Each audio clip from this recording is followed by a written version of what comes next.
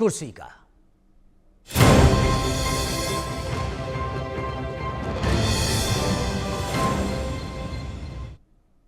बिहार के deputy CM सम्राट चौधरी ने इंडिया न्यूज के साथ एक्सक्लूसिव बातचीत की है। उन्होंने विपक्ष पर जमकर निशाना साधा। उनका कहना है कि राहुल और तेजस्वी बिहार में कितनी भी यात्रा कर लें लेकिन कुछ नहीं होने वाला। जनता ने तय कर लिया है कि बिहार में 80 और 20 की लड़ाई है। बीजेपी के कद्दावर नेता और डिप्टी सीएम सम्राट चौधरी जी हमारे साथ हैं। हम उनसे बात करते हैं। सर, अब तो माहौल पूरा बन गया है, पूरा दौरा भी हो रहा है, क्या लगता है? देखिए, बिहार में जनता नीतीश कुमार जी और एनडीए के नेता आदरणीय नरेंद्र मोदी जी के साथ है। बिहार के बीच जनता के बीच में जब हम जाते हैं तो स्पष्ट दिखता है कि जो काम नीतीश कुमार जी ने अपने 20 साल के शासनकाल में किया, जनता की बेसिक एम्यूनिटीज पहुंचाने का काम किया, चाहे सड़क हो, बिजली हो, पानी हो, गांव-गांव, घर-घर तक पहुंचाने का काम किया। जनता को विश्वास है कि नीतीश है तो सुशासन है। लालू यादव के राज से जब तुलना की जाती है तो स्पष्ट दिखता है कि यह आसमान और जमीन का फर्क है। आसमान जमीन की बात आप कर रहे हैं, लेकिन एक यात्रा भी चल रही है जिसको ये कहा जा रहा है कि वोट के अधिकार की यात्रा। मैं वही तो जानना चाह रहा हूं, जिसके पास बूथ पे कार्यकर्ता नहीं है वो इसकी ज्यादा चिंता कर रहे हैं। बूथ पर यदि कार्यकर्ता इनके पास होता तो एक्यूरेट लेकर नाम आते और कहते कि ये इनका वोटर लिस्ट से नाम कट गया। अभी तक कांग्रेस पार्टी के युवराज या लालू जी के युवराज, दोनों में जिस भी नाम को प्रकाशित किया सब वोटर लिस्ट में नाम रहा। तो इसका मतलब है इनके पास होमवर्क नहीं है, जनता के बीच जाने का होमवर्क नहीं है। उसी सड़कों पर घूम रहे हैं जो नीतीश जी और मोदी जी ने बनाया। चमचमाती हुई सड़क है जो मोदी जी और नीतीश जी ने बनाया है, उस पे दो युवराज घूम रहे हैं जिनके पूरे खानदान ने कभी कोई काम नहीं किया। अच्छा, कोई काम नहीं किया आप ये कह रहे हैं, लेकिन तेजस्वी यादव कह रहे हैं कि हम जब रहे हैं 15-17 महीने, उसमें जितना हम काम किए वही सरकार दिखा रही। एक चीज समझ लीजिए, मैं भी डिप्टी सीएम हूँ, मैं फाइनेंस मिनिस्टर हूँ, तो इतना सा समझ में है कि फाइनेंस के पास फाइल आता है, लेकिन दूसरे डिपार्टमेंट का तो वो फाइल आता नहीं है। जो पथ निर्माण मंत्री होंगे उनको क्यों जाएगा, जो स्वास्थ्य मंत्री हो उनको क्यों होगा। तो एक उपलब्धि बता दीजिए, तेजस्वी यादव जी 17 महीने तक बिहार की सरकार में उप मुख्यमंत्री रहे। एक बड़ी उपलब्धि, एक नौकरी दिया हो अपने 5 विभाग में। देखिए, ये सब युवराज है। लालू जी का थोड़ा वोट बैंक है 15-20%, उसी पर राजनीति से अधिक कुछ नहीं है। मतलब आप ये एकदम खारिज कर रहे हैं कि नहीं, अब कोई कुछ होने वाला नहीं? जनता सब जानती है, जनता जानती है एक तरफ लालूवाद है और एक तरफ नीतीशवाद है। तो जनता तय कर लेगी कि नीतीशवाद करना है कि लालूवाद करना है।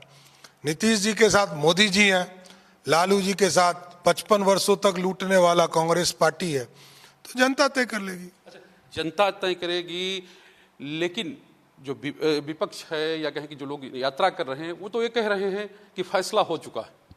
अब वो बेचारे को बोलने दीजिए ना। वो दोनों को तो लगता है राजतंत्र है। एक को लगता है कि मेरी मम्मी पापा मुख्यमंत्री थे तो मैं क्यों नहीं।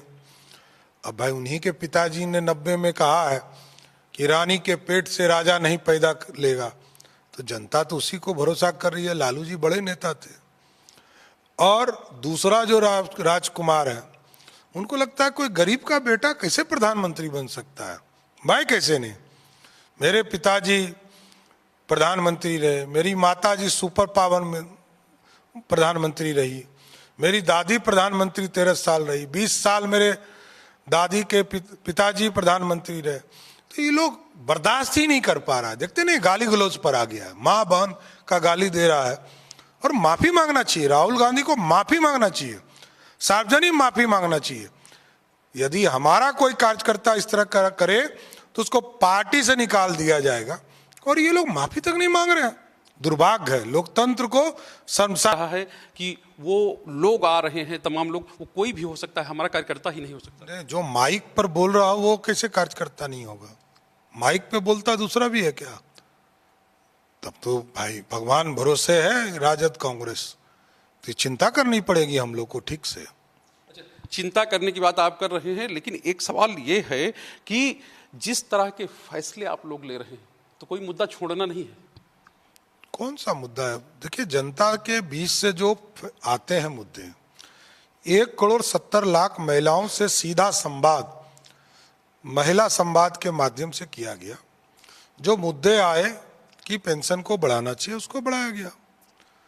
महिलाओं ने कहा कि बिजली बिल हमारा कम होना चाहिए, तो 125 यूनिट तक 100% सब्सिडी किया गया। हम लोग तो जनता के बीच से जो मुद्दे आते हैं उसके ऊपर काम करते हैं। अच्छा, जनता के बीच से मुद्दे आते हैं, लेकिन आपका जब भाषण हम लोग सुनते हैं, जब आपकी बात सुनते हैं, आप कह रहे हैं कि औद्योगिक क्रांति के लिए अब बिहार जो है वो तैयार हो गया। आखिर अभी तक क्या स्थिति थी कि ये हालात नहीं बन पाए? देखिए, इसका कारण था कि 15 साल ब्लॉक कर गया Bihar. No development, no rule of law. आज भी डर उसी का है। लोग डरते हैं कि बिहार, हम लोग कहते हैं सुशासन है।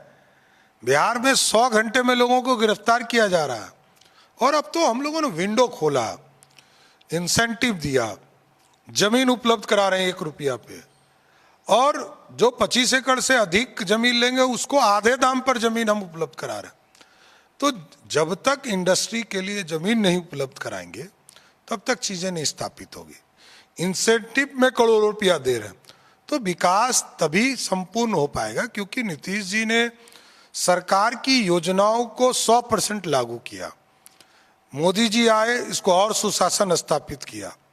अब इसको और आगे बढ़ाने का बूस्टर डोज देने की जरूरत थी, उसको आदरणीय नीतीश जी के नेतृत्व में दिया गया। अच्छा, बूस्टर डोज की बात कर रहे हैं आप। एक चर्चा और करते हैं, बिहार और झारखंड जब अलग हुए तो क्या स्थिति झारखंड की थी, क्या बिहार की थी? देखिए, एकदम ये सोचने का समय है। जब बिहार और झारखंड बट रहा था तो हम लोग सीने पे पत्थर रख के वोट कर रहे थे, लेकिन सरदेय अटल जी का निर्देश था कि आदिवासी समाज के कल्याण के लिए झारखंड बनाएंगे। सबने वोट किया, और उस समय की जो परिदृश्य था, मात्र 13% रेवेन्यू इस बिहार से था और 87% रेवेन्यू झारखंड से था। लेकिन आज बदला हुआ बिहार है। जिस झारखंड में 87% रेवेन्यू था, उसका बजट 1,40,000 करोड़ का है, और आज मोदी जी और नीतीश जी के सहयोग से, दोनों मिले हैं, डबल इंजन की सरकार है, 3,17,000 करोड़ का बजट बिहार हो गया। और अब हम तमाम चीजें पीपीपी मोड पर आगे बढ़ा रहे हैं। क्या क्या वो चीज़ें हैं, क्या क्या वो डेवलपमेंट हैं जो बिहार के लिए, या कहें कि 2025 में जब आप लोग चुनाव में जा रहे हैं, क्योंकि आपने कहा कि 1 करोड़ हम रोजगार अगले 5 साल में देंगे, नौकरियां देंगे, तो क्या और मॉडल होगा जिसपे आप लोग आगे बढ़ने की कोशिश करें? देखिए, एकदम जो इंफ्रास्ट्रक्चर है, गंगा एक्सप्रेसवे है, कल तक हम सरकार के पैसे से बनाते थे। अब हम पीपीपी मोड पर जाकर 17,000 करोड़ रुपया का रोड हम बना रहे हैं। हमारा पैसा लगेगा 5,000 करोड़, 12,000 करोड़ रुपया बाहर से लोग आएंगे। मेदांता देखिए आप, मॉडल है हमारा। इसी तरह मेडिकल कॉलेज के सेक्टर में भी लगभग 15 मेडिकल कॉलेज हम पीपीपी मोड पर आना चाहते हैं। तो कई चीजें हैं जिसको रोजगार के सेक्टर में, इंडस्ट्री के सेक्टर में, फूड प्रोसेसिंग यूनिट्स को स्थापित करना। इथेनॉल आपने देखा किस तरह क्रांति आया।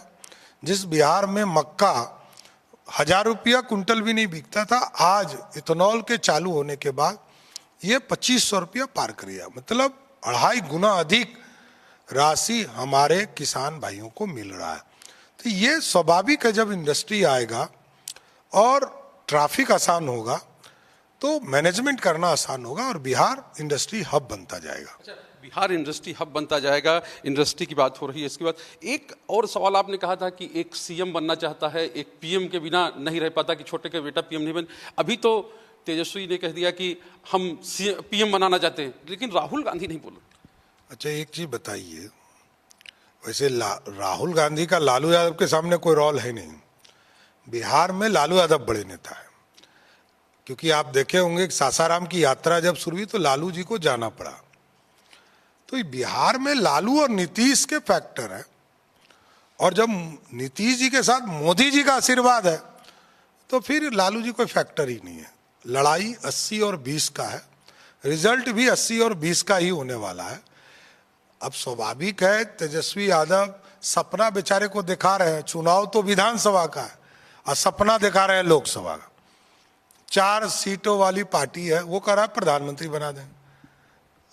तो ये अब एक दूसरे को लोग मूर्ख बना रहे हैं, हम उसमें क्या कर सकते हैं। एक इस बयान आपने और दिया था कि जैसे जैसे लोग यात्रा करेंगे हमारी सीट बढ़ेगी। आखिर क्या कनेक्शन है इसका? उसका कारण है कि अब ये जब जनता के बीच में जा रहे हैं तो जनता इनको देख रही है। एक तो जैसे ही लालू जी का परिवार सड़क पर आता है तो गुंडे लोग सड़क पे आ जाते हैं, अपराधी जो उनके पार्टी में हैं वो दिखने लगते हैं, और जो अराजक तत्व है वो उनके साथ दिखता है।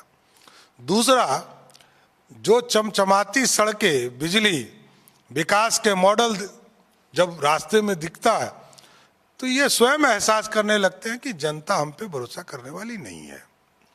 जनता भरोसा करने वाली नहीं, लेकिन सवाल यही है कि चुनावी साल चल रहा है, बिजली फ्री, युवाओं के लिए कहें कि जो एंट्रेंस परीक्षा देना है उसके लिए कट ऑफ, आखिर खजाने पे कहीं न कहीं बोझ तो पड़ता होगा।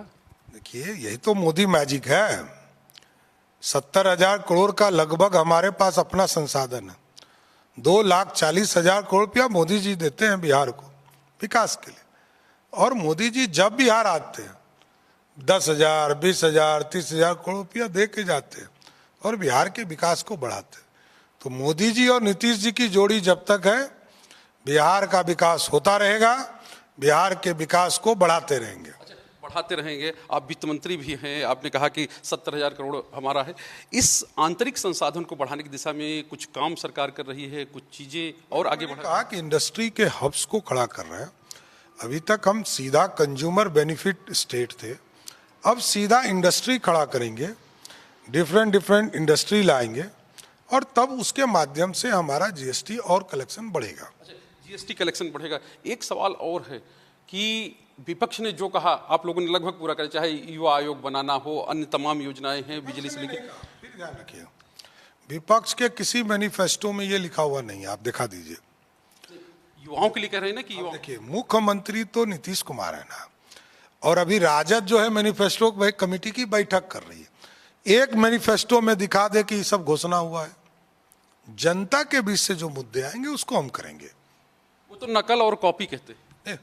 देखिए, वही तो मैं कह रहा हूं कि नकल तो तब होता कि जब मैनिफेस्टो में होता। ये जनवरी में मैनिफेस्टो बनता है क्या? जनवरी में कोई घोषणा होता है क्या? ये हड़बड़ी में है बेचारा, कुछ बोल दे रहा है, इससे थोड़े होता है। अरे जनता तय करती है। 30 सितंबर तक नीतीश कुमार जी बिहार के मुख्यमंत्री हैं, उसके बाद जनता के बीच में मुख्यमंत्री नीतीश कुमार जाएंगे, फिर जनता से मैंडेट लेंगे।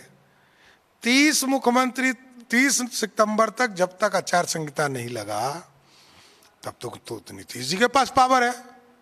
नीतीश जी जो चाहेंगे करेंगे, विकास के लिए कुछ भी करेंगे, करते रहेंगे।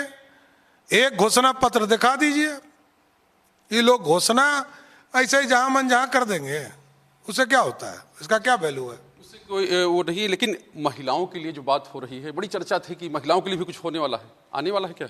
देखिए, राजनीतिक तौर पर समझिए, जो नीतीश कुमार जी को जनता का फीडबैक आएगा उस पर काम होता जा रहा है।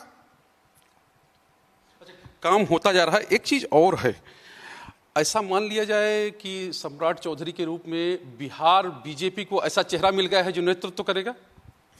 नहीं, मैं भाजपा का एक साधारण सा कार्यकर्ता हूँ। बहुत दायित्व दिए हैं पार्टी ने, आगे भी जो दायित्व का काम देता है वो पार्टी यहाँ दायित्व का काम है। पार्टी को बढ़ाना, संगठन का अध्यक्ष था तो पार्टी को बढ़ाने का काम करता था। सरकार में हूँ, सरकार का दायित्व है सरकार से विकास की किरण जनता तक पहुंचाना है। इसलिए मोदी जी और हमारे राष्ट्रीय अध्यक्ष जी अमित शाह जी, सभी लोगों का जो निर्देश होता है, पार्टी उसी लाइन पर काम करती है। पार्टी काम करती है, लेकिन अभी आप लोग एक तरह से कहा जाए कि संख्या ज़्यादा है, चीज़ें अच्छी हैं और अपने आप को सबसे बड़ी पार्टी आप लोग कहते हैं, उसके बाद भी आखिर बिहार ही ऐसा राज्य बचा है कि जहां पर बीजेपी का नेतृत्व तो नहीं। नीतीश जी को 2000 में भी जब 70 विधायक थे हमारे और 34 विधायक थे उनके, 2020 में हमारा दिल्ली में 303 सीट था और नीतीश जी को 43 सीट आया था, तब भी मुख्यमंत्री माना। नीतीश जी के विकास के मॉडल पे हम साथ हैं। नीतीश जी की अलग पार्टी है, भारतीय जनता पार्टी अलग, लेकिन दोनों विकास के मॉडल पर नीतीश जी के साथ है, और बिहार का विकास सबसे महत्वपूर्ण है, तब हमारी पार्टी है। अब तो विपक्ष कह रहा है कि वो टायर्ड हैं, रिटायर्ड हैं और अब चीजें चलने वाली हैं, तो क्या लगता है कि जब सरकार बनेगी या चुनाव परिणाम आएंगे तो कुछ परिवर्तन हो सकता है? लड़ाई तो नीतीश और लालू में है, और कौन है? और कोई तो है नहीं। सम्राट जी नहीं, हम लोग सहयोगी हैं, हम लोग स्वयं मानते हैं हम तो सहयोगी दल है, हमारा समर्थन है। लड़ाई नीतीशवाद और लालूवाद है। एक